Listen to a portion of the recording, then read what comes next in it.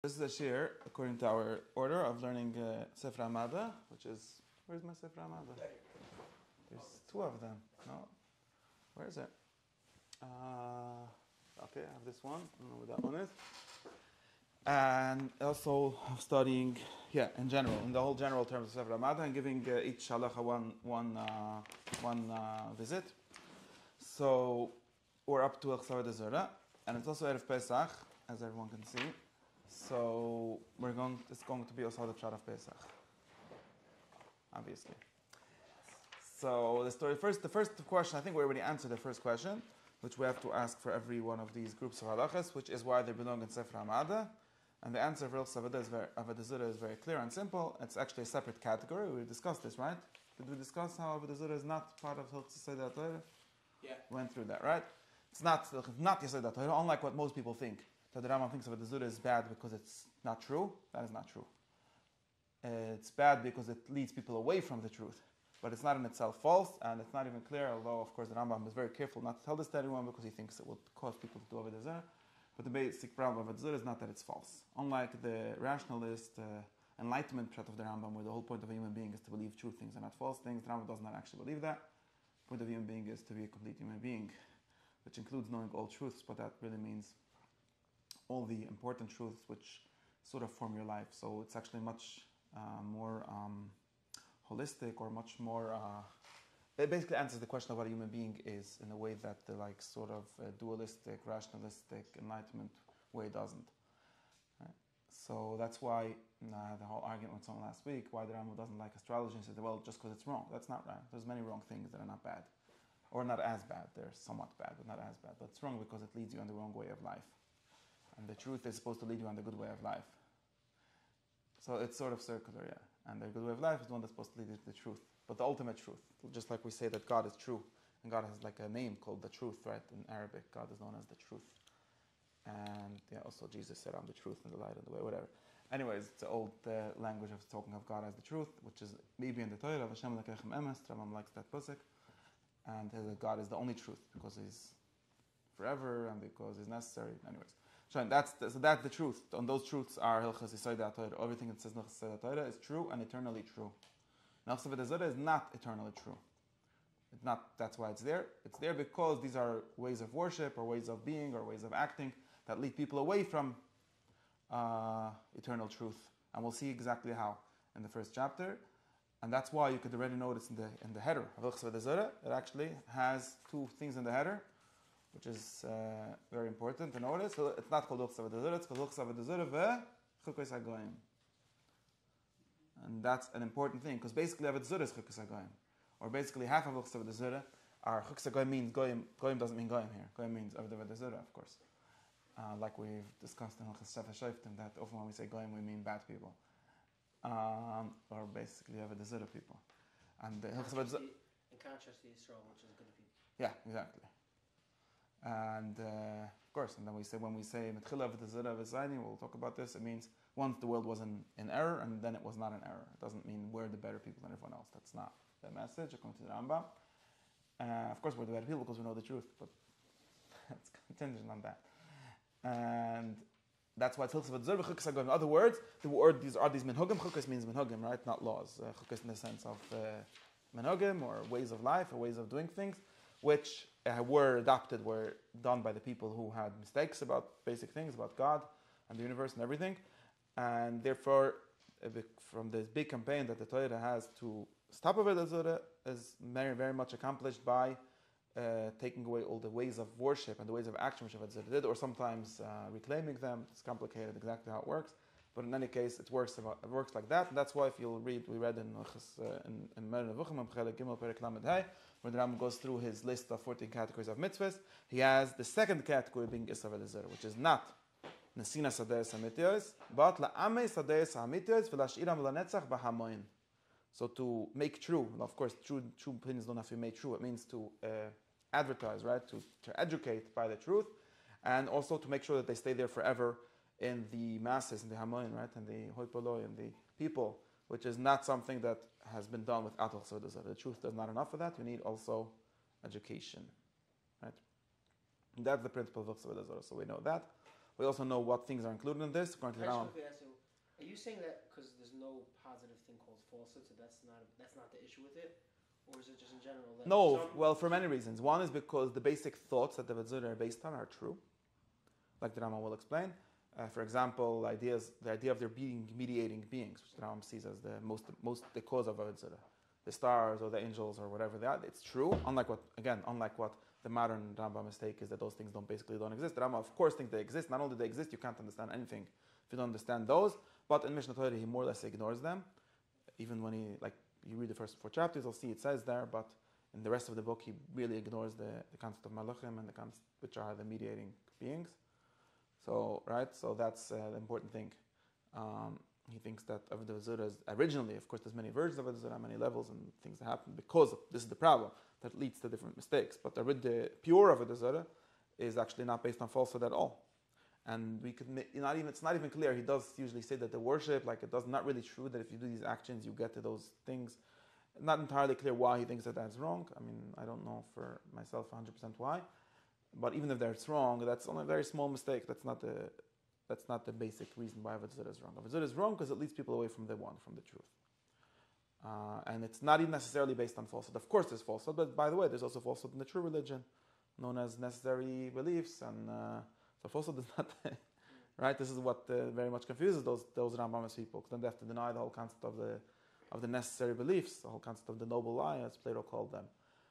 Because you can't have it both ways. That's why one of the basic points of enlightenment is to deny the need for noble lies. And that's not actually how the world works. Of course, we shouldn't call them lies because it's more complicated than that. And also some people need to be lied to and you can't tell them that you tell them lies. But it's true that, in other words, this basic fact is true. That truth is not enough for making the masses, maybe the ideal person, yes, the elite. But it's not enough. Truth is not an adequate thing for making a society be guided by the truth. The truth needs to give birth, needs to be led by all kinds of menhagim, like we discussed about shtraimels, all these things which the modern people missed. You can't have this purist modernism. It doesn't work. And I think the history of modern enlightenment society sort of proves that it doesn't work. Well, you could also say, does the history of the other societies prove that it does work? I don't know. They lasted longer, meanwhile. But anyways, that's the important thing about Isra Avoda Zara, how it's not part of Yesod Torah. Like I said, there is one thing, we went through this, right? There is one sense in which Hilchos Avoda Zara has something wrong, and we'll get to that. But that's very complicated. I'm going to try to explain it in the context of Yetzias Mitzrayim. But in general, in Hilchos Avoda Zara, in other words, there's you have to remember that just like there's Hilchos Avoda Zara and there's the Maimonides Avoda Zara, right? So you could, like the Rambam says later, it could be Moed Avoda Zara Shei Emes without worshipping it. And what does that exactly mean? Right? It doesn't mean if you believe the stars have a power, because of course the stars have a power. People like to say, you mean the stars have independent power, but nobody knows what independent power even means. In other words, you're saying there's no God, so then might as well say that. If there is a God, then there's no such a thing as independent power, by definition, in the extreme sense, right? In the absolute sense. So therefore you can't, people often say, well, of course there's God, and of course there's what we call other gods. The Rambam himself tells we call them other gods, and Chelek Bez, Perek Daled Hayvav, says that God is the God of the gods, and Her Lehim, literally the God of the gods. Of course, God is a Shem HaShutaf, so God means a leader. God doesn't actually mean anything, the word God, or the word Elohim. The word God is somewhat different, but the word Elohim doesn't mean a God, the God, it means a God, right? Obviously, if you read the Chumash, you have to read that, right? God, Hashem Elohim, God is the God. In other words, there are gods. He is the correct God, the best one, whatever it is. And therefore, those gods are. So you can't say that believing of Avoda Zara, Hamed Avoda Zara She'emes. 1 second. You want to come to the class? I'm in the middle of a class. It's here. So you can't say that Hamed Avoda Zara She'emes means that you believe that there exist powers besides for God, because that's obviously true. And not only that, of course, any Enlightenment Jew knows that there are nature, which is just another malach. Fine. Of course, you could be an Enlightenment Jew like the Chassidim and the Litvikas and say, no, there is no nature. That's why they have to say there's no nature, because they don't know how to have the double causes, right? And if they do, they think that's a phenomenological thing or a subjective thing. You can, I guess, make some kind of argument that emphasis on intermediate, if you can call them intermediate powers or non-self-sufficient powers, can lead you to believe that's the only kind of power there is. Yes. We'll get to this. That's why it's an educational problem, not a truth problem, right? In other words, I'm just finishing. This is all things that everyone... By introducing the existence of God and saying that by strict definition that eliminates it, but by loose definition it doesn't. Right. We're going to get to this. That's why it's a problem of education, not a problem. It's a problem of saying the words that people will take wrongly. It's like Shami Voya Talmidim. Like it's all whole list of the Zara is a Chacham Mizar B'Devreichem situation. Don't teach Kabbalah to the masses because they'll think that there's things besides for God. Which says in Masechet Chagiga, nothing new. That's the story of Metat Masechet Chagiga. What I was saying is that what people often say is that of course there are other powers, but they're not independent of God.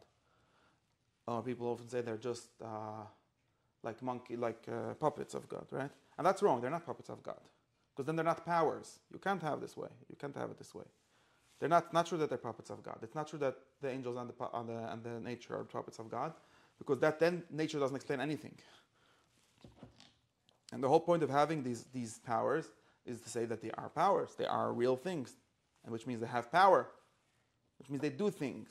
There are things that the angels do. There are things that nature does. Nature by itself does, not a fancy way of backwards way of saying God does. Nature isn't God's puppet. In a certain sense, you could even describe nature as being against God sometimes. That's why we describe God like everyone asked the question, right? Why do we thank God for taking us out of Egypt if He put us in there? No, the answer is He didn't put us in there. It's nature that put us in there, and God that took it out. Those are two things, and the third is based on this distinction. Right? God does the good things, and nature does the bad things. Right? Now, of course, this leads us to all kinds of issues. That's why we have thousands of ways of describing this issue. But I'm just saying that the simplistic way of saying that all these powers are just puppets is absolutely wrong, and nobody really believes that. In other words, the Rambam doesn't believe it. Even the Rambam doesn't really believe that. That's absolutely. He does say they don't have independent power, but you have to know what independent power means, right? Therefore, that's not the answer. In other words, there's not the difference. What the Rambam really thinks, I'm going to get to this inside. I don't like to talk about it. I'm going too fast and saying things that everyone should know already.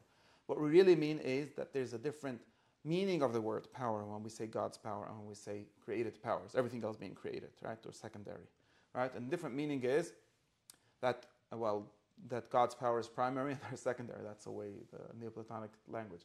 But the difference is that God, in other words, God answers a different question than nature answers, right? Because God answers the question of why there's anything at all, which is a question for everything. It's not like a next step question. It's not. That's another thing that people then make a mistake. So God made the nature and then nature does other things. Well, no. God made all the other things along with nature but He made the thingness in all the things, right? That's why I said God makes everything, but only everything. And nothing else. Nothing besides for everything. Only being and not in other words, in order to explain why things are in a certain way, we don't need a God. We need powers. We do need powers. Otherwise, you end up in modern science land where you don't explain anything. You just say things are the way they are. Or like modern science, like Newton, you say God is really behind all of that. Then you might as well say God right away. That's different. Not traditional belief. That's modern beliefs, right? But what we do say that, and that's why, right? The nature does explain everything, besides for everything, right? Nature explains everything besides for everything, not for itself.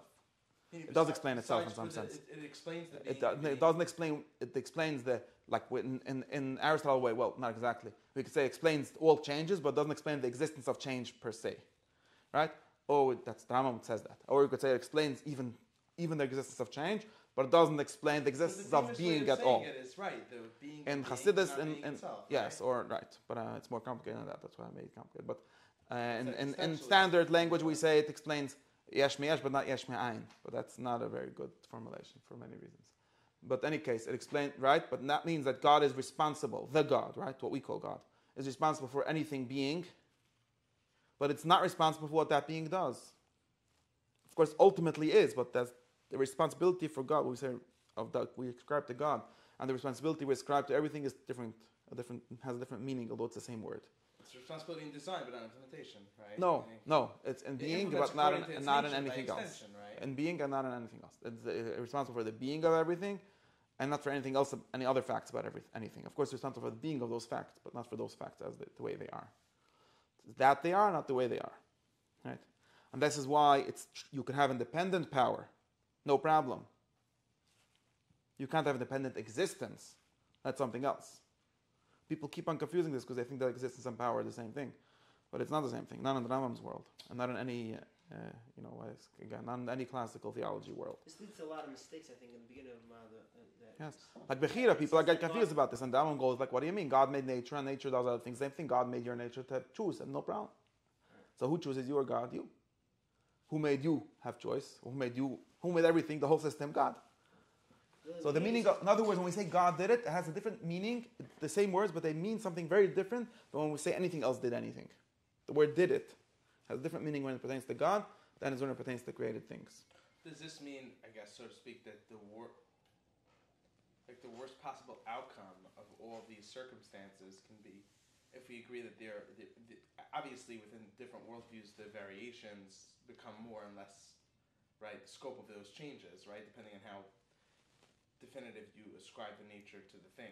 But you can have in this world, like I'm saying, are we willing to ascribe even the most detrimental outcome of all? No, we never see again. So this is the question. I'm not saying the detrimentality. No. The detrimentality will obviously be ascribed So the answer is nature, right? The answer is that we don't. The answer is something. The answer is based on Perek. Forget what number and Chelek Beis about Masei Hashem. One of the last prokim in Chelek Beis, I think. Perek Mevov or Mem Zayin. It's the last chapter and second part of the Moira. And it's also in Kuzri. It's a classic thought. It's not Rambam's original thought.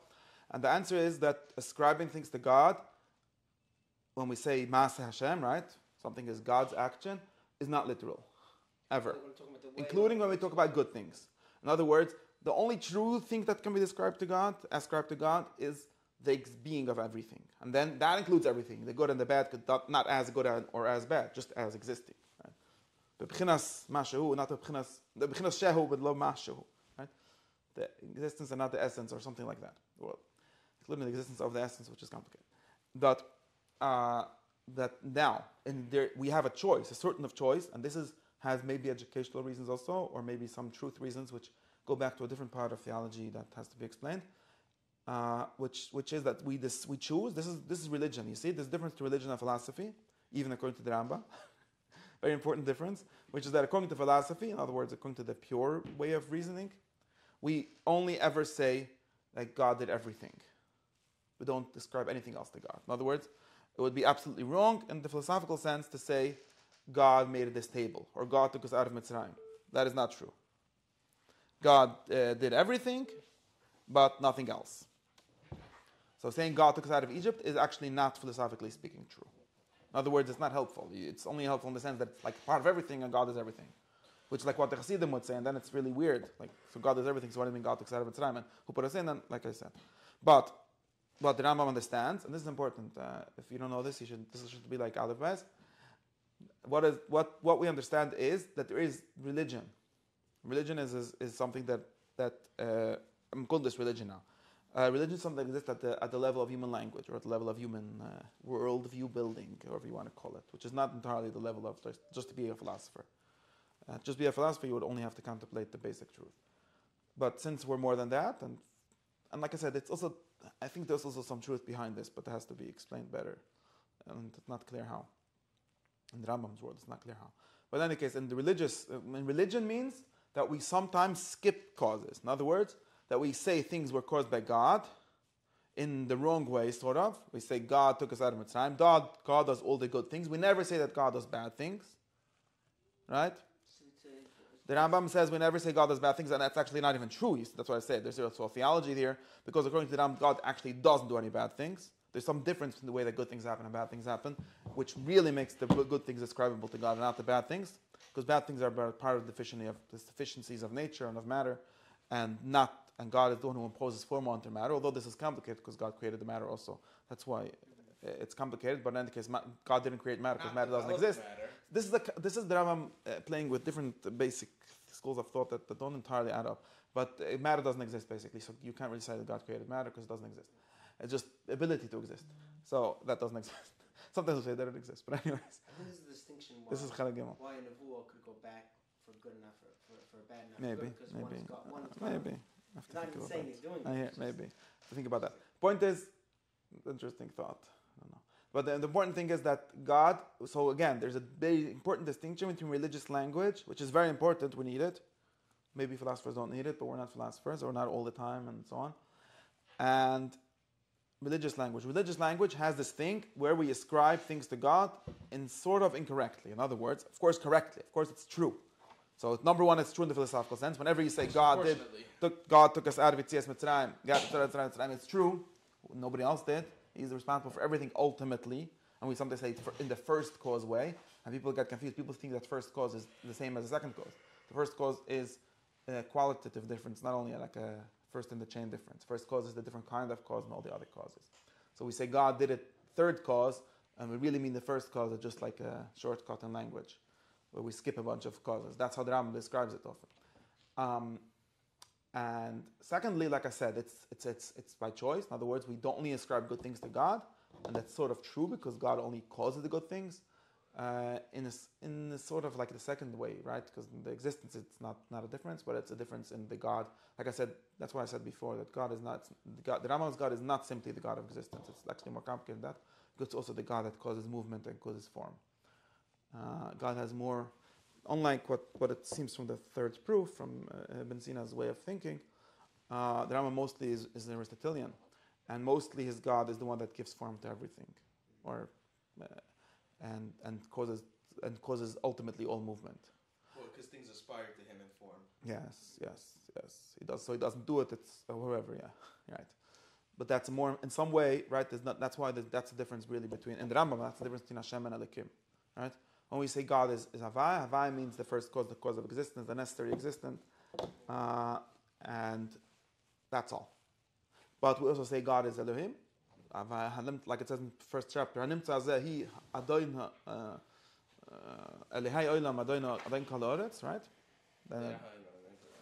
Yeah, that's a second thing. In other words, he's the first mover. And the first mover is different than the first cause. It's a very specific thing that he's doing. In other words, the first cause of nature, which is the first cause of change. And change is always a two words form, right? So it's like it says later in the form of everything. In other ways, in that sense, and that's an important sense, more like just as important sense of God as the first sense of God. And there's like even a complication, like how do we relate these two things? A big machlokes, the Rambam was never clear about it. But anyways, in any case, what am I saying with all this? So what I'm saying is that when we say God did something, that just means, like I said, either it means God did everything, in which case it's not really an interesting statement, or really it means something more particular, which is, and we do that. Religious language does that because we need to remind people that God exists. So we find things that are proper to say that God did them, and we say that He did them, although it's only true in the first sense. But it's also somewhat true in the second sense, where whenever we say something is complete, whenever something nears its completion, whenever something is good, it becomes divine. Or we say God did it. It becomes divine action. Anything complete or perfect is divine because God is the cause of perfection. So in the second sense of God being the cause of perfection or the cause of movement towards perfection and so on. And that is a more particular thing. And we never say God did bad things. The Rambam, like Plato said in the Republic, the first thing you have to delete from your education is saying God did bad things. God doesn't not the cause of bad things because someone else does the bad things don't exist or whatever it is. God doesn't cause bad things. Very important. Because again, He causes bad things in the first sense, of course, but not in the second sense. That example, when he says he told Nebuchadnezzar to come, that's a bad thing. No, well, more complicated. I have to know how all of Schar V'Onish works and so on. And because it's part of a certain system. When we say God punishes you, this is a problematic thing for the Rambam and all the people after him. In what sense we could say God punishes everyone? Because punishment is an important thing. That's I'm saying, but we're just in terms of, I'm asking. Yeah, but it's the same. We're attributing something bad to Yeah, but it has to do with this. It has to do with it having when we say God punishes, or like it says Nebuchadnezzar is God's hand or God's stick. It's true, of course, in the most basic sense, but the reason we say it is for a reason. There's like an educational reason, or like some. There's, in other words, there's some kind of perfection that comes out of that, which is like the Rambam says that the biggest lie in the Torah is V'choraf Hashem b'chem, right? Because God is never mad. It's a bigger lie in some sense than when we say that God is El Racham. It says this, and it's only said against Avoda Zara. In other words, it's there in order to cause a greater perfection. I think so. I just not entirely clear about this, but in any case, saying that God did things is a very complicated thing. That's why, for example, for the Rambam, and I think this is explicit somewhere, there's like a famous tira in the Giddush HaPesach. It says Aniv Malach, and in the Pasuk it says Vayishlach Malach B'Tzayin Mitzrayim. So it's like, how's that good going against a pasuk? And not only that, it's almost explicit in that parsha, where it said the good is Darshni, that there was a malach. It says, Leitin HaMashchis level b'teichem. HaMashchis is obviously not God. V'lo yitin HaMashchis. God will, by seeing, so like God is coming with a mashchis somehow. I don't think he's doing. He's telling him not to pray. Okay, but there is a mashchis. Mashchis is the name of, is like literally the Satan. Sutan is the mashchis. That's the pasuk. The Torah's language for the Satan. Whoever causes Magayfis is HaMashchis. Yeah, we have this language, mashchis. Mashchis is the whatever, the killer, the destroyer. Right, the destroyer. And so what's going on with the Aguda? And the Rambam, I think it's explicit, not in the Rambam, but maybe in, I don't remember, I've learned this in the original at some point. But the Rambam's way of thinking is to say, I think the Kuzri talks about this question already. But anyways, the answer is that of course the Aguda is educational. In other words, the Aguda is speaking on the level of religious language, and the Pasuk is telling you the truth. And that's why most of the time the pasuk doesn't say there was a malach. It's the pasuk itself says and all of that, and that's of course what Agud is getting at. That we're gonna have to explain this soon, how it has to do with Yetzias Mitzrayim. But the God Himself did it. But that's only true, like we said, it's only true in these two senses: either in the sense of God doing everything, or in the sense of this being a good thing and therefore a divine thing. But not in the sense of there being, it's not actually true, it's not like physically true, it's not true on the ontological level that God did Yetzias Mitzrayim more than anything else. Of course it was done by a malach, and the Rambam says explicitly in Pirkei Nevuah, God never speaks or does anything. Never. Only by a malach, and you could read this in the Torah, almost always when God does something, there's a malach going on, or God reveals Himself to someone, there's always a malach. Of course we have Nevuas Moshe, that's Neitz Malach, and go figure it out. Anyways, so, so that's Atkan is the basic Akdama. So this is all why to say that Avoda Zara did something is not actually false. In other words, it's religiously false. Maybe it's a bad thing to say, and it causes you to be bad, and it's and so on. But it's not a wrong thing to say. Of course, there are some Avoda Zara that are just wrong, but that's not the main point. So Avoda Zara is something about educational truth and something about leading people to the truth. Because we have to read sort of the first chapter in my way of reading it, so you can see what the story is, and you'll understand what happened with Mitchila of the Avoda Zara saying, right? Should I read it? Yeah, up to here is okay. Yep. Yeah, I forgot to say the other thing that we always, so that's the first question of my the general question that I ask in every halacha, right? That's why it's not Yesod Torah, but it's Avoda Zara. It's like the next level for Yesod Torah, because protecting the Yesod Torah themselves directly. And then we have third levels, right? And there are some things not Avoda Zara themselves that are really third level, probably, like Pes, right? We discussed this. But they're there because there's not really a better place to put them. But there are definitely things like the Rambam says, right? And this is one of the Rambam's things where he tries to connect everything to the most basic things. So he says most of the Torah is really about Avoda Zara. This is one of like his discoveries in Tamei Mitzvahs. Most of the Torah is like that. That's why he has a lot of mitzvahs here. But there's even many more that are really about that. But he's not going to write them here because they belong to other categories, or because they're too tertiary. They belong to like that's going to cause you to this, and then it's going to lead to not Avoda Zara, like and so on. Okay. So now what we have to understand is. I have to try to more clearly answer this question of what is wrong about Avoda Zara and what is the story. Like, why do we say it? In other words, why do we actually say that Avoda Zara causes people to make mistakes, right? To not know the truth, to not know the truth, the capital T truth. So the Rambam gives us a very, very complicated story in the beginning of Hilchos Avoda Zara, if you'll notice. It's extremely complicated. It has, according to my account here, 5 different steps. In other words, from how Avoda Zara started until when we get to the level of Moshe Rabbeinu, which is Yetzias Mitzrayim, which stopped it. There's 5 different steps, and it says like this. So how much time do I have? You tell me. I'm going to try to go through the 5 steps and figure out what it says in each. Yeah. So step 1 is like this. It says like this. The Rambam starts with Dor Enish. Of course, based on the pasuk, Dor Enish, Al Pi Chazal means that Avoda Zara started in Dor Enish. I don't think that's the pshat of the pasuk, but that's Chazal pshat. Any case, at some point, and this is important because the Rambam, in other words, and of course, I don't know. There's a big discussion if this is meant to be historical. The Rambam, in other words, starts right. It starts. The men, the people, started to make a big mistake. Humans started to make a big mistake. Now, this is in other words, before that, everyone knew the truth, and this, I don't think it's actually historically true according to the Rambam himself. Why don't I think so? Because the way I understand it is that this thing of not having Avoda Zara, which we'll try to explain. In other words, knowing the true God is not actually a simple thing. It's actually something that needs a large amount of philosophical sophistication and so on. And the Rambam is not, in general, an atheist. He doesn't believe that there is innate knowledge. We discussed this on a different class. He's in general Aristotelian. Even all basic human knowledge has to be earned. Of course, maybe there's potential that starts it, but nothing more than that. And if that's true for an individual human being, it's probably true for humanity in general too. It doesn't seem to be a good reason to assume that, for example, Adam Arishan or whoever just knew the truth by himself.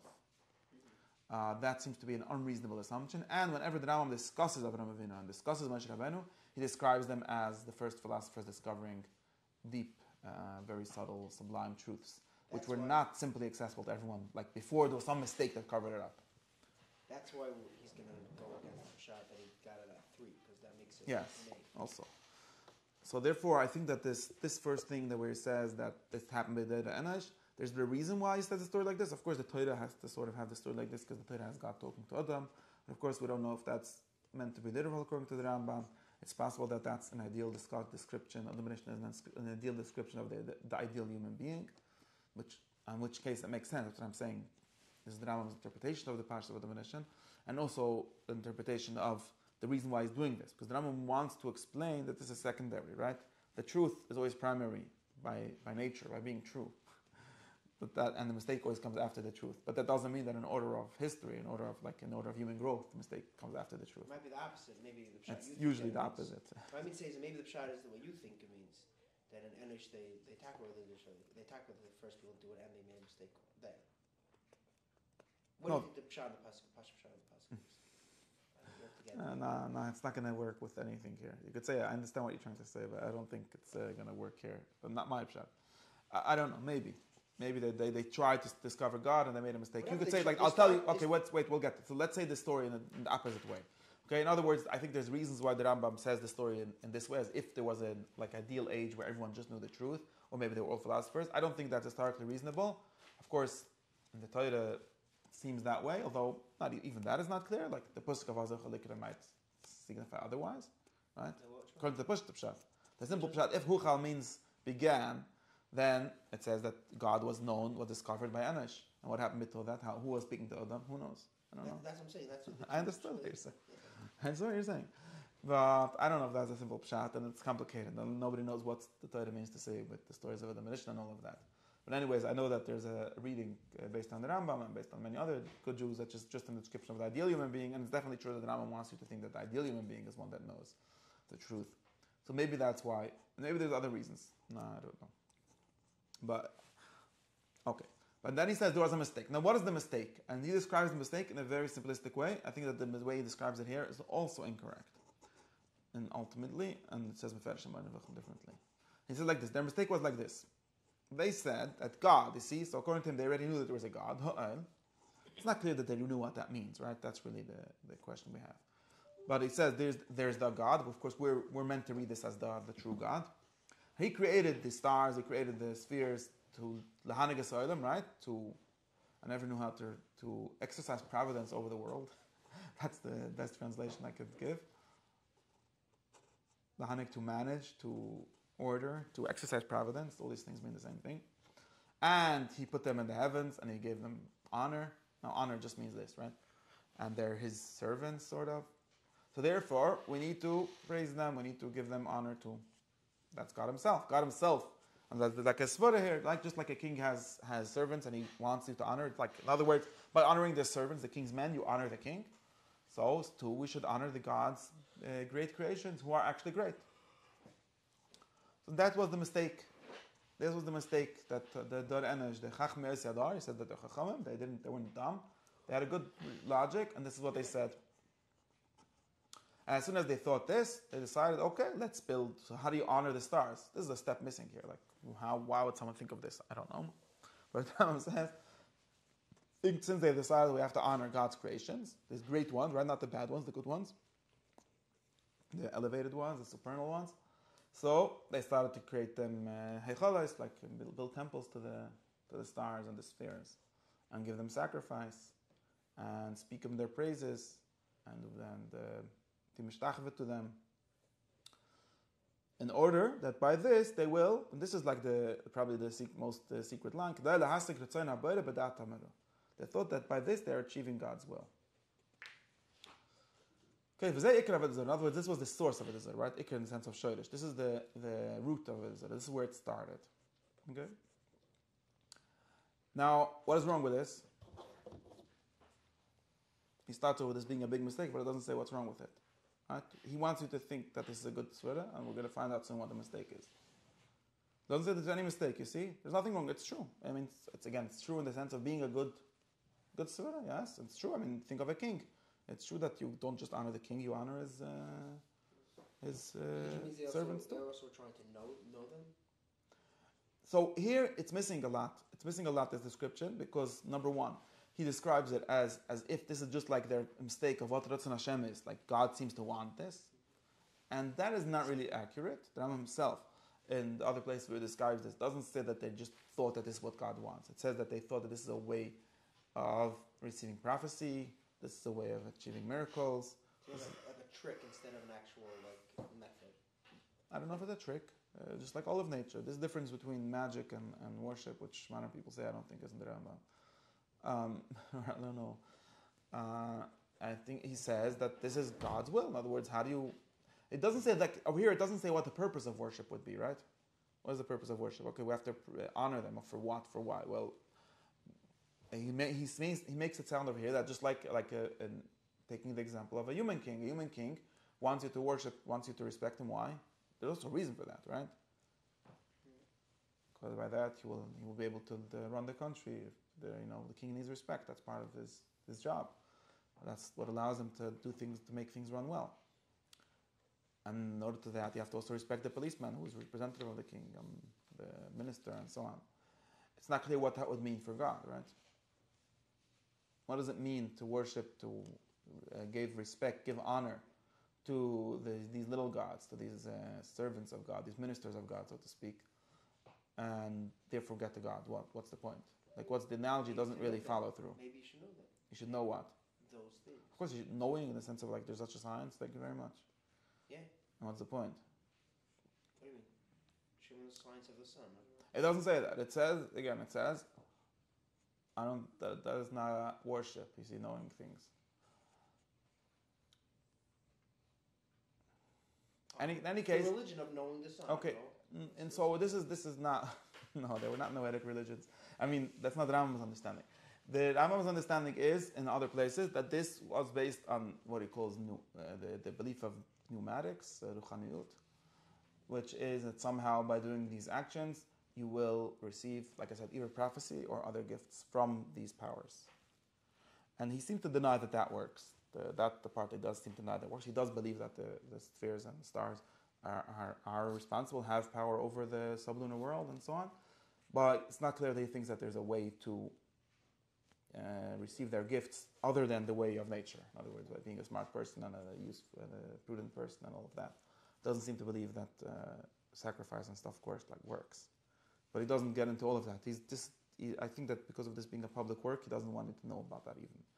Because then you might do it. So he's trying to pretend that it's all just, God wants that, something like that. But when he says he thinks that they're just going to get something out of it. I think that it's the only place where we could push that in. But in any case, that's not the important thing. The only thing I want to describe tonight is the way in which this story causes a mistake, a basic mistake, and I want to describe the mistake and what's the not Avoda Zara, the anti-Avoda Zara, which is denying that mistake. Okay? And then it says, that's what it says, therefore the people, right, the smart people, the ones who understand what the point of Avoda Zara is, were saying, and maybe they still say today, that they say that this is a way of achieving God's will. It's they're not saying that this is the God, right? Nobody thought that. And he brings a pasuk in Yirmiyah that says this. Everyone knows there is the true God, but they think that God wants these other things. Okay? That's what the Enish thinks. And of course, like he says, like you'll see when he already told you, this is Ivdeh HaYodim Ikra, right? The people who know what Avoda Zara means, that's what they tell you. But of course, very quickly, there's going to be people that don't know, they're going to think something else. Okay? And then he has another step, and it says like this. after some time, you see, this is a very important thing to notice. Like we had what we read you in Perek Lamed Hey. It says, "Lahashiram lenetzach b'hamein." Hilchos Avoda Zara is in order to the truth should remain forever. And we'll notice that one generation of Avoda Zara is not a problem. There's nothing wrong. There's nothing inherently wrong with this whole description. It's fine. There's one God. Like I said, there might be something mistaken. Okay, so you thought that the way to make money is this way, and it turns out it's the other way. That's just science. We'll figure out. Slowly figure out the correct way. But there's nothing wrong. The problem starts, and you'll see there's a third Archayimim after, which this is the real mistake.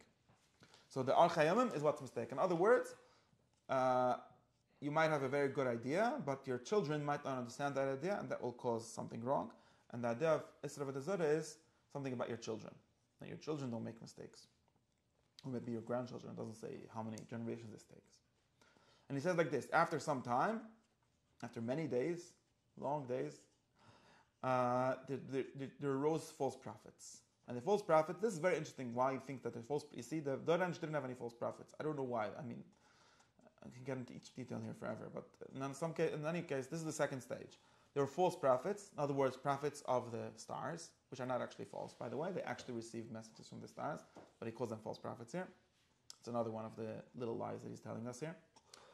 And it said that the God, right, Ho'el, told them to worship the star and to do this way, and to create his temple this way, and to create his statue, his image this way, and everyone should do it. Kol ha'am, you see how he noticed, suddenly he put in Hanushim v'aktanim v'shar am me'oretz. This is the false prophet situation. The false prophet speaks to the women and to the children and to the stam people, am me'oretz, and he tells them that this is actually what God wants. Now think about it, this is really what the Chacham said, that God wants this. So this Lowy is not really saying anything different than they said. But the difference is that he's the prophet already, he's not just a Chacham. And a prophet is someone who uses rhetoric and uses persuasion tactics to claim that God is who wants that. So it's like, in other words, if you're a Chacham, you say, we don't know that God wants this, we think this is a way of us getting to God. And then there's no way of really losing God in that story. But once you have a prophet that said God wanted this, and the God, if you think about it, he says Ha'el, but the truth is that the God that they're speaking the name of is the star himself. They just think the star is a shleich of God maybe, but it's the star himself. And that's what happens. And he tells them a statue that he made up, Shabuddha Meliba, right? He says, this is the form of the star. The Rambam is thinking of the images, of the icons that were ascribed to different stars in traditional idolatry, like Venus is a beautiful woman and so on. And of course Venus doesn't actually look like a beautiful woman, so it's made up. Aphrodite, which doesn't actually look that way. The star Venus, nothing to do with that picture. But that's something that the prophets made up. Of course, it's meant to be a representation in some way. There's some connection, but the Rambam doesn't seem to buy that. And therefore, that's what they do, and they start making all these statues. Tzuras means statues, right? Images, icons, in these temples and under the trees and on the mountains and on the hills, and they all get together and they worship there and they bow down there, and they tell everyone that this statue is doing things. You see, now we have a real lie. At this point, this is a real lie, almost. We have the prophet telling people, the Koimrim, he says, right? Koimrim are not literally, not sure if they're the same as the prophets. The priests of those statues, of those icons, of those temples, trying to tell people, you do this worship, you will have success. You won't do it, the opposite of success. So that's the second stage. This is all part of the second stage in my formulation, and then it's going worse and worse, right? You see, first there's prophets that say God said that this is how, and then they make up images, and then everyone's getting together, and they're all starting to say, the priests are starting to say that this will save you, this will help you, and then they start to lie. Other liars, come and say, not only not the God said. In other words, it's not just making prophecy out of what the Chachamim's choice was. They start to say, well, the star spoke to me and told us to do this and not to do that. And this is, now we arrive, the whole world, everyone starts to live in this world. There's all different kind of images, and different kinds of avodas and sacrifice and worship and bowing down, all kinds of things. Prayers, I guess, you skip prayers here. And this is the situation of the whole world. Okay, and now what is the problem with all of this? You see, he starts saying that there's lies, but what's the problem with all of this? He still didn't explain what the problem with any of this is. He's told you that there's some lies here, but lies are not a big problem. The true problem, everyone knows. So what's the problem? The problem is only in Ma'as Zion. The problem is just this. In other words, and what he's getting to, right? See, like I said, I think that the history is sort of backwards here, in some sense. Of course, in some sense it's straight. In some sense it's backwards. In other words, this Pashat Dov B'Chol Olam is getting. Finally, we get to the state of ignorance, the state of Jaliyah, as it's called in Islam, the state of the world not knowing God, because everyone is doing these Avoda Zara, and Kivan Sh'ar Chayamim. Maybe it took even some more time. But in the end result is a state of everyone knowing all these Avoda Zara, but not knowing one thing.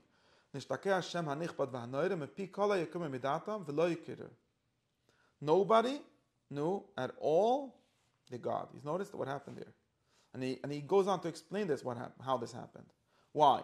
Why does nobody know the God at all? Nobody ever heard of him. Nobody knows what it is. In other words, we started off with people that know God, that just think God wants this. Then we went to people saying God, explicitly, God prophesied me and told me to do this. Then we end up with people saying, the statue said you should do this and that. And then we end up with people saying, you will do these avodas and you'll do good things will happen to you, and the opposite. And then what happens? None of those things are yet the main problem. The main problem is that after all that, the Shem HaNichbad V'Hanoida, which is a code for something I don't know right now, was forgotten by everyone. Nobody knows the Shem HaNichbad V'Hanoida anymore. Nobody not recognizes him. Nobody knows him at all. Why? So it's very, and he explains. In other words, not only the regular people, the masses don't know him, the Chacham don't know him either. Why? It's like this. The Noshim, the Amoritz, the Noshim Vaktanim, absolutely know nothing. They know only the statue. Why? Because that's what they were taught as from when they were young. They were taught to worship it.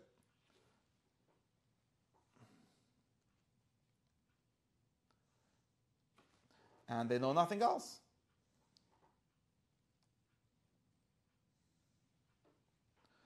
Right? They know literally the thing, and this is based. We have to remember what it says in the Maimonides. This is based on the Rambam's thought that people, children, women, absolutely have no ability for abstract thought, for conceptual thought, for unimaginable things.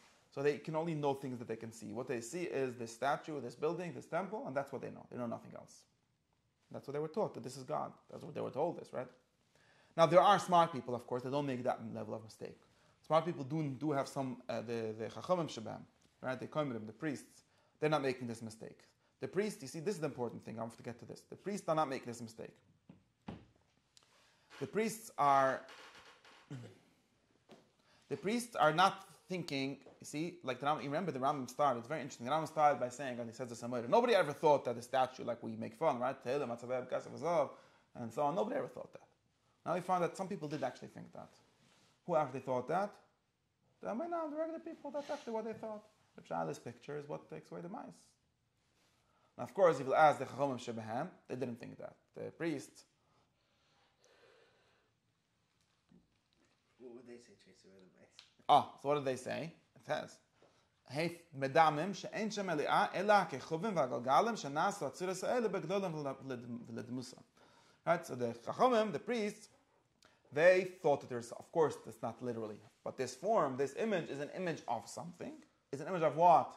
Of the spheres, of the stars. And really, this should be, he's even here, the Rambam is sort of hiding something. It means the power within the stars, right? The spirit of the stars, you could say, or the form of the star, however you want to call it.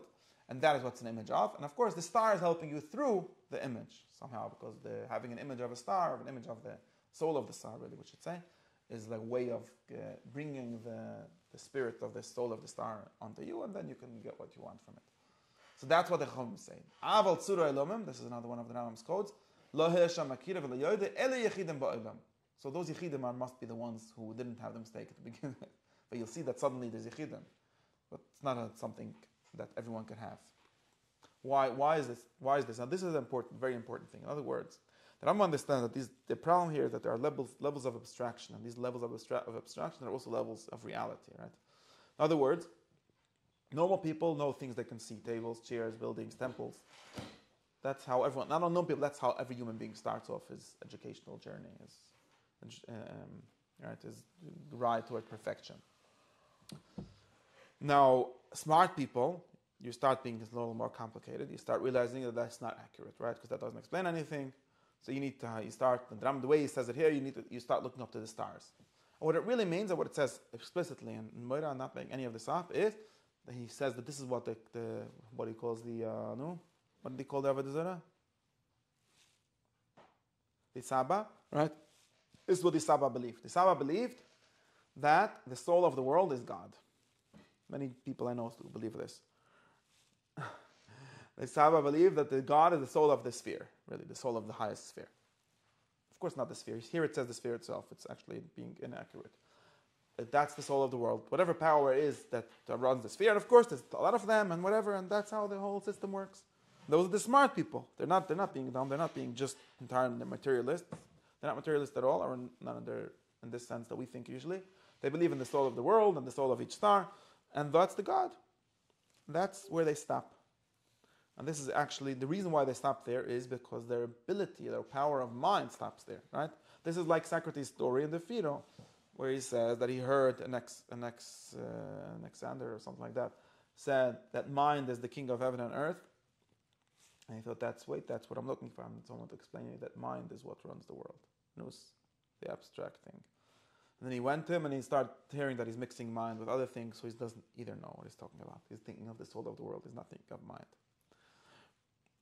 And this is the story of the Saba according to the Rambam. That is the base, in other words, level 1 of the world, which according to the Rambam was caused by Avoda Zara really, is not knowing anything besides for concrete objects. Level 2 is knowing abstractions within concrete objects. Or like a simple way of saying this is knowing the stars. You know astronomy. You're not stuck on this terrestrial earth. You know astronomy, you know the heavens, but those heavens are not the real heavens, the ones that we care about. Right? They're not God. Tzura Elomim, the Tzura Elomim is a word that Rambam explains in Moed Nevachim Chelek Aleph Perek Tezayin, I think. There's a Perek on Tzura. Tzura Elomim means, Rambam translates as the source of everything, the source of all of the world. God is the source of the world. This is Master Bereshis. This is the proof, the best proof for God, which is called the first mover proof. In other words, none of them realized that there's a need for a separate first mover. They thought that the movement of the sphere itself can explain it, is enough to explain it. And they didn't know the proof, whatever it is exactly the proof. It's complicated in both ways, like I said. In the first mover way, it's because there's an infinite movement, so you need to have a separate existence for an infinite movement to work. That's a simple way. It says in Ma'aseh Torah, or like we said, because the whole existence is contingent, so you need something necessary to start everything. These are the two basic ways, which might be one way. In any case, these are the basic reason we need to go further than that. And that is something that was Yechidim. Why is it Yechidim? Because this is really deep philosophy. This is not even philosophers, not even most people who think about God realize they need this. Nobody needs that kind of God. Only philosophers need that kind of God. Only people that realize that everything besides that doesn't actually explain to it. And that's why they were Yechidim, because of course it's something that is by nature. There's only a few perfect people that realize that. Right? And now really this like elitism, the fact that only the elite can do this is why we can't have a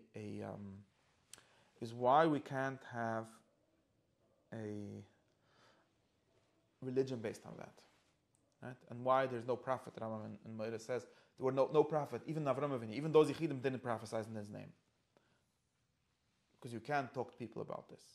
So maybe they spoke to their families, to their friends, the people that were on their level, but they didn't speak to anyone, and therefore the rest of the world doesn't know God at all. So this is very important to realize that according to the Rambam, of course, you could theoretically have a Avoda Zara that recognizes God. But because, right, like Enosh in his story, you could have an Avoda Zara that knows the one. But because of the knowledge of the one being so hard to achieve, in general, the moment you have, this is how the Rambam would say, the moment you worship something besides for the one, everyone else will forget it. And you won't find a way to get them back. Because how do you teach it? It's not possible to teach. Right? So this is the very big challenge that Moshe Rabbeinu really has, right? Really, Avram Avinu has, right? And then he says, "Kivan shenig malay sanzeh." I'm going to stop soon. So now Avram Avinu grows up, right? And he's small. He starts to think all day. I have a lot of Torahs in every word here. It's amazing. Anyways, he realizes that the Galgal can turn v'lo yelei manig, right? You realize? This is literally the Rambam's proof from Hilchos Avoda Zara. Avram Avinu realized that, of course, the Galgal will turn itself, but not forever. Very important to realize that's the basic thing. And nobody taught him to this, right? He was stuck by these tipshem. And of course, his parents and everyone is Avoda Zara, but he understood it by himself. Derech emes v'kavat tzedek. Those are all codes. And he realized, and I underlined these things. I made them into bullet points. So you should realize what Avram Avinu realized. A whole bunch of stuff. That there is one God. In other words, one God who is not the Galgal, not the spirit of the Galgal. Right? And he is the one that Manig Galgal, in other words, the first cause of movement, the first mover. And he Burakal, he also created everything, right, in the sense of the cause of all existence.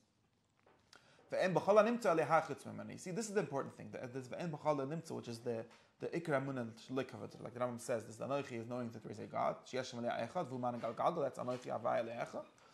And Lo Yelech Alei Machayrim is Ve'en B'chol HaNimtza Le'hachitz Memeni. Now what does this mean, Ve'en B'chol HaNimtza Le'hachitz Memeni? According to what we understand, it's literally the flip side of this, right? And otherwise it's hard to understand how Anoichi Le'elech even the flip side of one of the other. Because the Rambam should have said, always ask this question, right? He should have said there's a mitzvah to believe in God and a mitzvah to be an atheist. He doesn't say that. He says there's a mitzvah to believe in God and a mitzvah to believe in a different God. And that doesn't even make sense. Why would it should be like Shabbos, the mitzvah to keep Shabbos, and the lois not Mukhal Shabbos, and so on. And he says that like this. But what it means, but the reason he says it like this is because this thing, there's no other God, is really the same thing as saying there is a God. Right? Because the whole point of there being a God, the God that we're talking about, is that we say that the other gods are not adequate for what a God is. Right? So in other words, the only real way to be Avoda Zara is to be basically an atheist by the light of the Rambam's philosophy, right? By the light of Abraham's God, right? In other words, if you don't realize, understand the need for something separate, transcendent, right, beyond everything, then you're saying that something else is God. What do we mean by God? We mean by God the first cause, the ultimate explanation, the ultimate good, all these words. The ultimate leader, the ultimate providence, the ultimate God, right? The God is the Galgal, right? So there's only two opinions really. Either God is the sphere, or God is beyond the sphere, or there's a bunch of little gods. Doesn't matter. Everyone is more than a lot of little gods. The question is what the ultimate, where it stops, right? So really, there is this reason that the thing that Avram realized is that there is a God who is the Manig Galgal.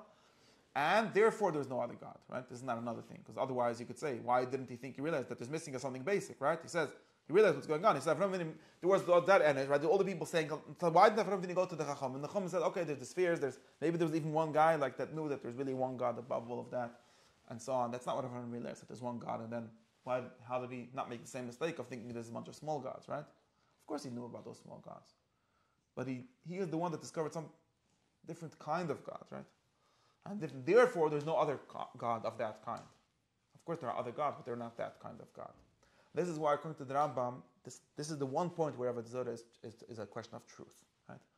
Because believing that the sphere or anything is the God means not believing in another God. Because you believe that the explanation is self-contained. Yes, exactly. Believing that the physical universe, he would say, right? Everything that has a body, anything with a body can explain itself. Not that has a body, right? Not the body itself. Anything that has a body that can explain itself is not believing in God. And that's what Avoda Zara is. This is why Avoda Zara is so closely connected with believing that God has a body, according to the Rambam. Or that's literally connected with believing that God is not one, because by the Rambam, God not being one means the same thing as God not having a body, because a body is not one, right? Nothing that has a body is one, because he's, at least by accident, separated into all the parts of the body. Right? This is all the same thing. I hope these are things that everyone knows. But anyways, right? So this is the very important thing. And we realize that this is such an important thing that it's hard to even get to, right? So loyalty of Avoda Zara means not thinking, right? Because that's what I'm saying. It doesn't mean, that's what I'm trying to get at. The basic, right? Again, the truth. This is the truth of Avoda Zara. Derech emes. The truth of course, is Derech emes and this emes itself. But anyways, the truth of Avoda Zara is that the God who created heaven and earth is not heaven and earth. And if you think that there is heaven and earth are the ultimate explanation, or like I said, the first sphere or whatever it is, then you don't have the God. So basically, it's not possible, according to the Rambam, it's not possible to be over on Liyelicha without also being over on Anoichi.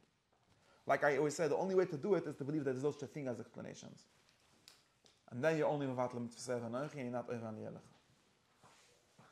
But otherwise, and there's really humanly, probably everyone believes ultimately in some explanation, maybe Epicurus, like Epicurus, which is everything is just atoms and void, maybe he's not over on Liyelicha. Because he literally doesn't believe in any gods. In any explanation whatsoever, right? His universe is entirely random. But other than that, anyone that's not like that believes in another God, who is not God, and therefore it's Avoda Zara. And therefore you have to. It's like it's not possible to be Mechal Shabbos without being over on Shvisas Shabbos. It's not possible to be over on Avoda Zara.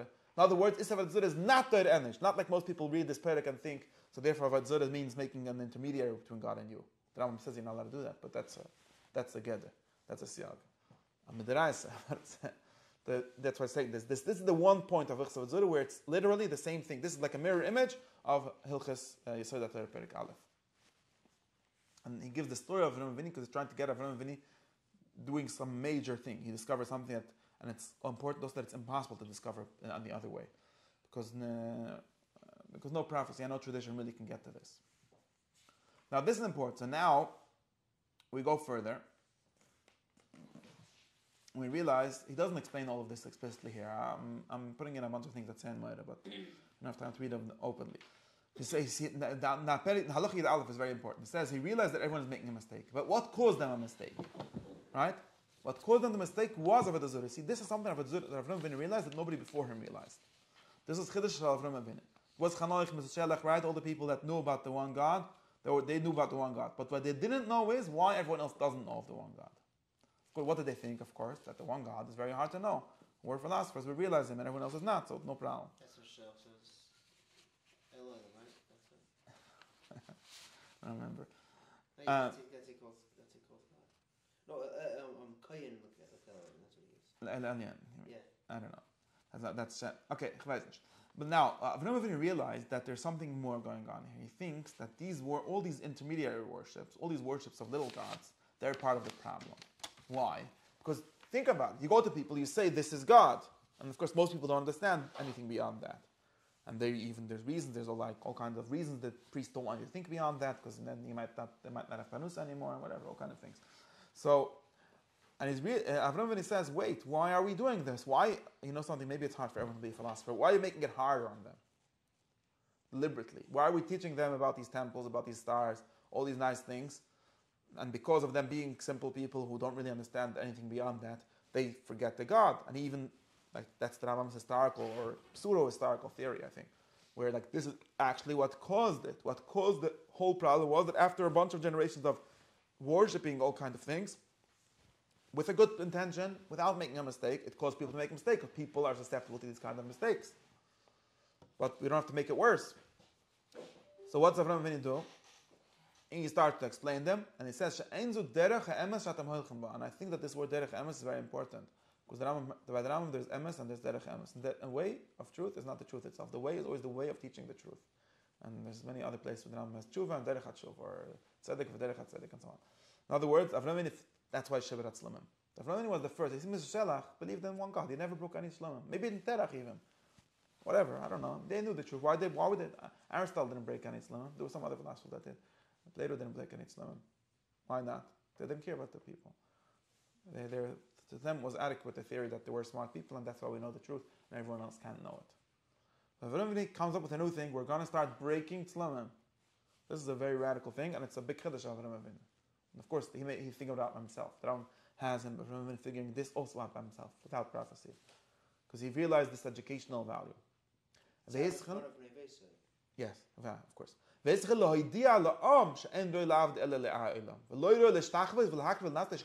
other words, besides for the negative thing of Avram Avinu breaking, doing this iconoclasm thing, he also tells everyone, the regular people, telling them, you should worship a God, of course, but you should worship the one God. In other words, we're also going to have temples.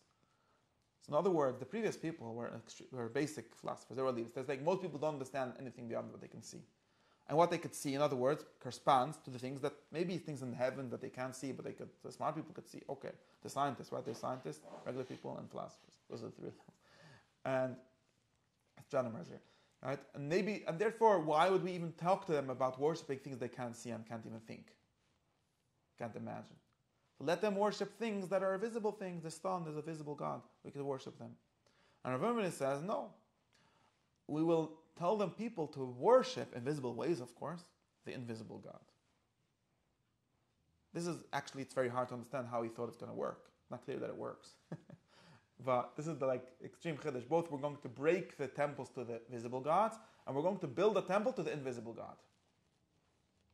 Oh, that's a very useful thing to do educationally. Yes, because he's prioritizing education, even at the price of sort of giving up on the pure understanding of the invisible God. Because of course nobody's going to understand them. They're going to somehow think the invisible God is in his temple. In which way is the invisible God in a temple? Well, no, the temple is dedicated to him. Okay, maybe that makes sense. But the reason he's doing this is because he understands that the problem of people is the Avoda Zara making things worse. They're causing people to become materialistic, to think that only matter exists, only invisible things exist. And therefore he breaks their idols and their temples, and he makes new idols and new temples, right? Basically. Not idols, no images, which is somewhat helpful. It's don't make that mistake, but he does make temples, and he does tell them to be lenasich, like he says, la'avid le'le'olam. And to be l'shtachves, l'hak l'nasch, he starts doing kabbalas, when he makes mizbechs, and all these things, le'elolam. Right? This is Avram in his big chiddush. And he says, v'roi la'abud l'shavak l'atzik shleish l'itibem kol ha'am. We have to break all statues to nobody, not because they're wrong, because people cause people to make mistakes, because then they think that these are the gods. And this is by the way, that's easy to convince because even the priests know that that's a mistake, right? Nobody believes that the statues are the gods. Anyways, and then the Rambam continues the story, and this is what happened many years later with the Rambam. He started to tell people that God doesn't have a body, and all the people who thought that the dummies can't know anything said it's not going to work. And he was right. The Rambam was the same story, of course. Same story. Yeah, 100%. And that's why I said, the basic thing with religion is different from philosophy is that it's less elitist. And it's not clear to me how, whatever, philosophy seems correct. Most people are not going to know. But anyways, seems like this is the kol demuna. For this you have to have a minute pshuta, because I don't know the way to justifying it. I mean, of course, you could justify by reality. You could say, well, I do think it's somewhat. It's somewhat true that the Rambam was successful, like you said. Avram Avinu was successful. This is why you make more philosophers also. Yes. Maybe that's the answer. Yes. No, it's also successful. I sometimes used to say that, the purpose of religion is that instead of there being one philosopher out of 10,000, there should be two. But maybe it's also that the 998 people should be better than they would have been otherwise. Mm-hmm. And they definitely could be better. It's based on a very optimistic belief in humanity. And therefore, the Kitzah, he gets to the thing, and then they want to kill him, and therefore he goes away, and he starts doing it b'koel gadol, so he starts doing it in public, and he's mekabetz and he comes to Canaan, and he explains everyone Atshech Zerel derech emes, and he has 10,000 and tens of thousands of chassidim, Anshe Beis Avram, as the Pasuk mentions them. Wow, everyone wants me. I'm going to finish. And he teaches to Yitzchok and to Yaakov, and Yaakov teaches all his children, and he makes Lowy the thing. All these details, I'm telling you, every one of them could be a shiva himself. And basically, now there's a new thing. V'nasis ba'olam in Tezayin. V'nasis ba'olam umma she'yadas Hashem. Now we have something called a nation. A new thing invented by Avram Avinu, by Avram Avinu's household, not only Avram, Yitzchak and Yaakov, that were all doing this work of creating a people that know God. And that was not existent ever before. It's not even clear how it's possible, right? It's possible by this trick of worshipping the one God, right? We're going to build a temple, we're going to do mitzvahs, all kind of things. The trick is also to have a set aside. Bris maybe. The trick is also to have a set aside group of people who are actually capable of doing it. He says you have to have Lowy. He always has a Rosh Hashiva. Right. Yeah. Even though Levi is not in contrast to other people, it's not a matter of the other people were bad. You still need to set aside a group of people. Yeah. Okay.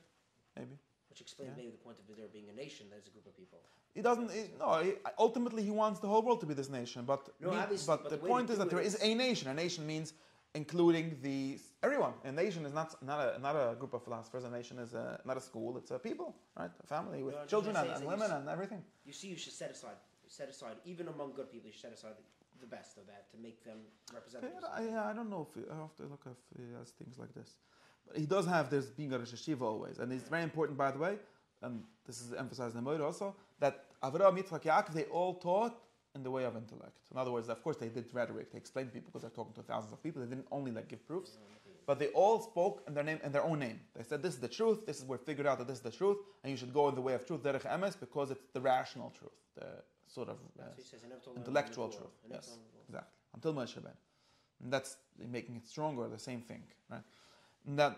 And now, the important thing from Yetzias Mitzrayim is this is the story of Mitchila Avoda Zara V'Sainer, right?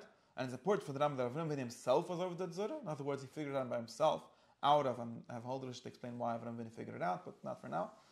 And he figured it out by himself, out of being Avoda Zara, this is wrong and also bad. You see two things.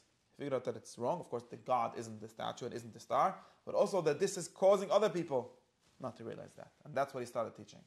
And then, Acha Orcha Yomim, see there's another Orcha Yomim. This whole chapter is like caught up by Orcha Yomims, right? This is the fourth one already. 1, 2, 3, 4, right?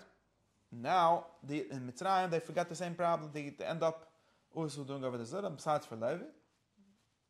But I think the point is that Moshe was from Lowy and therefore is like really continuing the tradition of Avram, although he grew up in Parai's house. I don't know. You see Avram calls Moshe. Yes. Moshe is the single. So again, we have a whole time this dialectic between there being a single person who knows God and there being a group of people that knows God. There were single people before Avram forever, but that's not helpful. There's Avram, he was a single person, but he taught his whole family, but it was always like one person. But they all have to have the single person because it's being taught in the name of wisdom, and there needs to be a wise person to teach everyone. And Moshe Rabbeinu is also one of those people, the Shevet Levi in general, who were never done it. But we were very close to losing it. We almost got stuck. And now we have something called the Havas Hashem Misaniv Mishamres Hashvil Avram Avinu. This is Psukim and Devarim. Right? God, from God's love and from His promise to Avraham, He made Moshe, Osa Moshe. God made Moshe. This is a weird language and it's secret. Like you're saying, really Avraham made Moshe. And the Shvur that God gave Avraham is really means to say that Avraham, of course, if you want to like naturalize it, is that Avraham, like we said, Avraham Ashitzav Azbanav, created something that continued. And Moshe was the product of that. He had that education, and he sent him. And if you look at my classes, and later the last 4 classes, they all tried to figure out the Shlichus of Moshe and so on. In any case, and then Kimash and Snaba Moshe Rabbeinu. Now there's a new thing. Moshe is a shliach and a navi, right? Rasul Allah, right? A prophet, a messenger, and God chose the Yidden. Then He gave them mitzvahs, and He taught them how to worship Him. So again, doing what Avram Avinu did. And He taught them how to go against Avoda Zara. In other words, something very important, and of course He's making it much more simplified here. In other words, Moshe Rabbeinu is doing what Avram Avinu did. He's teaching people how to have worship of the God and not worship of the other things, but in a new way. And He doesn't say this clearly here, but in the way of prophecy. Entirely new way, which nobody did before. There were false prophets before, as we said, but there were no true prophets. There were no prophets of the God. Even Avram Avinu was not a prophet of the God. He did everything in his own name. Though God spoke to him, he prophesied to other people. And Moshe Rabbeinu was Navi, and he gave us something new thing called mitzvahs. And now we have mitzvahs Samina B'Hashem and mitzvahs Avoda Zara, which is a whole new thing. And I think that the point of this is, according to the story that it says here, the point of this is that this is going to cause Mitzrayim not to repeat itself. What do you mean? In other words, Avram Avinu figured out we have 2 problems, right? Avram Avinu figured out we have one problem, how to get the women and the children and whatever. Again, just like when I say, Goyim means people that are bad, women means people that are dumb. But anyway, just like we get the regular people, there's the one problem that Avram Avinu solved by making this whole system of worship. It's still not solved. How do we know that it's still not solved? Because Yisrael b'Mitzrayim chazru l'Avoda Avoda Zara. So we don't actually have this Yidas Hashem. Because it basically reverted to the original situation where there's a few smart people that know it and not everyone else. And we realized that the reason why this was because there was no prophecy. The regular people were not told that the God spoke, the God, right? The capital G God or whatever, spoke and told us to worship Him in these ways and not to do the other things. They were told these are the correct things as our great dear leader Avram told us. And that was a way that doesn't work. Why doesn't it work? Again, speaking rationally and speaking naturally, you would say it doesn't work because people need ultimate certainty. Right? If you tell them, well, Avram Avinu thinks that it's a bad idea, then someone else thinks it's a good idea. But if you tell them, God said this and He said this forever, this is the Torah, and all these languages, don't change it, don't add, don't take away. God Himself, the God, right? Then people, in some sense, you don't need a prophet anymore. You don't need a leader anymore. Because we have the Torah. Everyone knows the whole point of there being a Torah is that we don't need Ebbes anymore. You never came to a Mashiach that said this? Before the times of Moshe Rabbeinu, or some Hasidim that lived before Matan Torah, they needed a teacher, like Avram Avinu. Without being Avram Avinu's chassid, you can't be a Yid, because Beis Avram, nothing else. Because he's speaking his own name. And of course, he should lead him. Not everyone understands what he says, but they trust him. Okay. But after there's a Torah, of course this doesn't actually work, we're still need Torah, but at least in some basic sense. After there's a Torah, Moshe Rabbeinu gave mitzvahs forever. So in other words, he's our teacher forever. That's one way of seeing it. But the way he's our teacher forever is by not being the subject of his teaching, right? He's the teacher forever because he's not a teacher, because he's the one that's just passing on God's word. And the rules that he made, or the mitzvahs that he made, they are the rules, they're the eternal rules. And they're going to cause that we never go back to Mitzrayim. Not on the same level, of course. There were many periods in which Chazir Lowy Avoda Zara, but apparently not, obviously not in the same way, because we're still around without new prophets coming. Because no new prophet came, in the Rambam's way of saying it. Moshe Rabbeinu was the prophet that caused. Just like, similar to the way we say Avram made Moshe, and Moshe made everyone else. And almost like he's responsible, of course, to our problems in the way and everything. Yes. And all the prophets are only carrying out the program of Moshe Rabbeinu and not making a new program in any way. Not even in the way that Avram Avinu did. Right? Avram Avinu made a new program, they're just carrying out Moshe's program. And that program is called mitzvahs, that program is called the Nevuas Moshe, which is another word for mitzvahs, which is something Avram did, nobody else did before or after him. And that was all caused by Moshe. And the interesting thing, I think, is that this was only happened by Matan Torah, not by Yetzias Mitzrayim, which means that if anyone believed in God by Yetzias Mitzrayim, it was in the way of Moshe being like Avram. I'm not saying this doesn't say here, but it says it's what comes out from calculating other places, that the Rambam says that Moshe ben Lowy by Yisrael in Yetzias Mitzrayim, only Matan Torah, which of course this doesn't have to correspond to the times, but without getting into that. But in the ideas of Yetzias Mitzrayim, in Yetzias Mitzrayim times, Moshe was still speaking. He is speaking in the name of God, but in the way of previous prophets with Moifsim and things like that. That's why it says Tav Nislim Al Arazev Zelecha Ois, that the Ois is only in Matan Torah, which means that Moshe being sent is really this Ahavas Hashem v'Shamres Hashvul Avram doing it. Moshe doing mitzvahs can't really be said to be that. It's really what Hashem was talking about in the beginning of Hashas V'Ere, where it says this: we're going to do something that the others didn't do, which is called Shmi Hashem Lenidati Lehem. I didn't speak to them in my name, and you're going to only do that with Matan Torah. This is why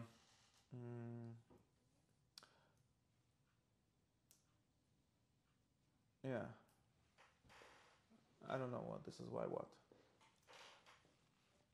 But in any case, this is an important different comment. But in any case, Yetzias Mitzrayim is the Mitzrayim situation is the background for Moshe Rabbeinu, and it's returning us to similar to the situation of before Avram Avinu, and solving it in a new way, sort of in a new way, which is that's the story of Metchila Avoda Zara and V'achshav Kavane. I forgot how the Dik in Hilchos Pesach that said something that makes sense like this, but I don't remember what it is. But anyways, that's the basic story. Is the most important thing is these 2 points that we said. Number one is that Avoda Zara and is the Ikra, in other words, the Emunas Avoda Zara, right? We're talking about 2 things. The Emunas Avoda Zara is the same thing as I said at Torah, because believing that there is a God beyond body God, beyond all bodies God, a non-body God, is automatically what demotes everything else to be different kinds of gods or different kinds of powers. That's the only thing that could demote them, right? There's not really 2 things: believe in the one God and don't believe in Avoda Zara. As a matter of belief, they're the same thing. But as a matter of action, they're not the same thing. And as a matter of action, which was Avram Avinu's innovation, and Moshe Rabbeinu doubling it by making it a prophecy and a mitzvah, is that not only believe that there's one God and no other God, but also worship that one God. Right? And in some sense, for example, like I said, Yetzias Mitzrayim is part of that in the sense of that God doing miracles. Because I don't think Avram Avinu said that God does miracles. Not in the same way. Well, Chamech didn't say that. That's the God of the philosophers. The God of philosophers doesn't do miracles. But Moshe Rabbeinu said, no, the God of the philosophers, that's why people are very confused. People, like there's Blaise Pascal was the one that said that I believe in the God of Abraham, not in the God of the philosophers. But according to the Rambam, the innovation of Avram Avinu, of Abraham, was to teach people about the God of the philosophers. Right? The God of the philosophers is the one that revealed himself in the burning bush and said it's the same one, right? And this is in order that everyone should be able to know him, at least in some way, at least by worshiping him. Like we say, in other words, something like we say regular people only know things they can see. Okay, so we'll show you the God. Well, how can you do that? That's like contradiction in terms. So we say that it's not really, it is really, it's a mashal, it's an emshal. We somehow give the correct formula to ensure you say this, and then show you, and this is a very big promise that they were making here, that even after 100 generations, nobody will think that the avoda is the God, right? That the thing they can see in the God, and mostly because of this not having icons and not having any images. I think that's one of the big tricks that we realize, and probably also just because by teaching this, right? We talk so much about Hilchos Avoda Zara, so nobody should think. And then also there's enough coming from this halacha because people, therefore, something being true doesn't save it from being Avoda Zara. This is the chumrah. I'm making it sound. She sounds like I'm being Michael. I'm saying Avoda Zara is not necessarily false, only bad, but also makes a chumrah because, like for example, if someone's, I said this already here, right? If someone says, you should believe a Rebbe is a very big thing or whatever, you should believe it, you should go to the Rebbe's kaver and so on. It's not Avoda Zara. It's even true. It says in the Sefer. That's not a problem. But if you think that it causes, and it does, it causes people to forget about the God, then it's the same thing Avoda Zara, because Avoda Zara itself was a problem because of that. So that's the chumrah that comes out from this understanding. But the important thing that comes out also, is that this is like a very big innovation, and it's not even clear how to explain it. Like it's not possible that it can be explained philosophically. I've read Rabbi Shem Tov in Maimonides says this is why Moshe Rabbeinu refused to go. So we have a basic kasha that ultimately Mepharshim understand. God is arguing with Moshe, for 7 days or however long it is. Go take Yadina Mitzrayim and teach them everything. And Moshe is like, no, and Her and Ahin, and told them, what's your name, and what am I going to do, and what if they say this, and what if that, and maybe you have another person to send, and all these arguments. And God's like, just do it already. And like, what's going on? Isn't Moshe supposed to be the perfect human being? What's going on? Says Rav Shem Tov and the Meira that what's going on is that Moshe was a philosopher. And Moshe knew that God asked him to do something impossible. Like, go teach regular people about me. Go give them mitzvahs in my name. What are you talking about? That doesn't work. It could be either mitzvahs from a getchka or there's knowledge of the true God, but there's mitzvahs from the true God. Isn't that the contrast? And God tells, no, we're going to do this. That's exactly what we're going to do. Isn't that the contrast here that he ends up saying that Moshe gave us mitzvahs? Yes. The mitzvahs. do this and that? Yes. Basically, yes, the Rambam says they're that... both not true, but one's useful. He doesn't say that they're not true. He doesn't say they're not true. He says they both might not be true or both might be true. They're not philosophically true. Right, but the one leads you to the philosophical truth and one leads you away from it. That's the difference. Yes. That's a very big difference. That's enough. Yeah. It at least allows you to achieve the philosophical truth. Mm-hmm. Yes. Our perfection. Okay. That's where we